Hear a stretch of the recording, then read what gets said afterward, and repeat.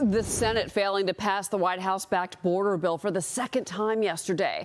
Majority Leader Chuck Schumer blaming Republicans. Watch this. We're going to keep trying this year because we believe this is so important. The Republicans don't have any explanation why they voted no. This was a bill they all supported. You heard the words from Leader McConnell and others. And then Donald Trump says don't support it, and they turn around. So House Speaker Mike Johnson putting out an official statement writing, instead of considering H.R. 2, House Republicans' legislation that would immediately secure the border, Senator Schumer once again wasted time today voting on an immigration bill that doesn't secure the border, incentivizes further illegal immigration, and has no chance of passing either the House or the Senate. Meanwhile, the House advancing a bill to repeal Washington, D.C.'s law, which would have allowed non-citizens to vote in local elections. 52 Democrats joined Republicans to approve the measure. 143 Democrats voted against it. Joining me now is Texas Congresswoman Beth Van Duyne. She is a member of the House Ways and Means and Small Business Committees, and she's also the chairman of the Subcommittee on Oversight, Investigations, and Regulations. Congresswoman, it's always great to speak with you. I want to start with the latter there that I just brought up, and that is that move to try and have non-citizens be able to vote in Washington, D.C. There's efforts like this happening in other cities, but this was stopped in Congress. Let's talk about it. Well, good morning, Cheryl. I appreciate you having me on. And you're absolutely right. Now, the only city that the federal government actually has any kind of control over is D.C. But you are exactly right. Is what we're seeing is in cities across the country that they are trying to add these provisions to have folks who are not here legally, giving them the ability to vote. And when we have seen 10, 11 million people who have entered our country illegally in the last 3 years, that should be a concern for everybody. So we took it upon ourselves yesterday to have the majority of Republicans vote, all Republicans and some Democrats, as you noticed, actually voted to say if you are in our country illegally, you do not have all of the rights provided to you by the Constitution, including the right to vote. You've been opposed. Let's go back to the border bill now, because you've been opposed to anything that just wasn't H.R. 2. You've been very clear about that. And so obviously now with the Senate, you know, again, this is I'm going to say DOA, dead on arrival, and it was. But at the same time, what is interesting is that now you got President Biden, who is reportedly working on an executive order, which he could have done weeks ago.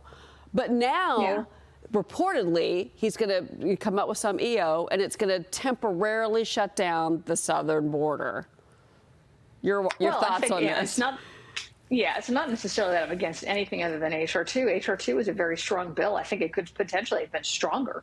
You know, we could have had measures in it that actually went and focused on fighting the cartels that we see so much damage coming into our country. But it was a strong bill, and the Senate has been sitting on it. Instead, they're playing political theater, bringing back a second time a bill that, you know, let me correct Chuck Schumer when he said all the Republicans were for it. If they were for it, it would have come out of the Senate the first time around. But the fact that they were not all for it, and again, bringing it up a second time, it's political theater. They're trying to see that they're doing something. The fact is that they wanted to do something. They've got a strong bill in H.R. 2 that would change the policies that the Biden administration from day one has put into place that have caused 10 to 11 million people to come over into our country illegally, that have caused over 110,000 people who have been basically murdered by fentanyl poisonings that didn't need to happen. These are provisions that would change the policy that had been put in place by executive order, by the way, which means we didn't really need to have a bill if the administration was doing its job. H.R. 2 was meant to force the administration to have the agencies enforce laws, because by executive order, things that were on the table, like Remain in Mexico, like Title 42, were removed when Biden entered office. And then policies that were put in place, like Catch and Release, like the app that all you have to do is get on your phone, and when you get up to the border, they allow you in without a court date, without knowing who you are.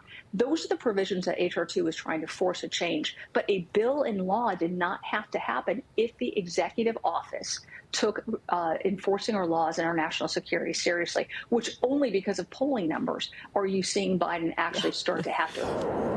Absolutely, and I agree with you. I think everyone sees right through this EO move for sure, Congresswoman. While I've got you here, you are a member of the House Small Business Committee. 1 in 4 small businesses in this country are failing within their first year of operation. That's according to this new lending tree analysis from the Labor Department. There's more than 33 million small businesses in our country. Americans may be less likely to buy goods and services under the squeeze of inflation from a small business. So what policy changes could help support small businesses? What could be done? Because this is a pretty staggering rate. It's a staggering rate. And looking at the 20% increase in inflation, looking at the sky high interest rates that these businesses are having to pay just to take out money to be able to put back in their business is ridiculous. But we see it under Biden economics and Biden inflation. What we have planned, and we passed through the House earlier this year, was our American Families and Jobs Act. That would double the guaranteed deduction. It extends tax credits from the Tax Cuts and Jobs Act, which are expected to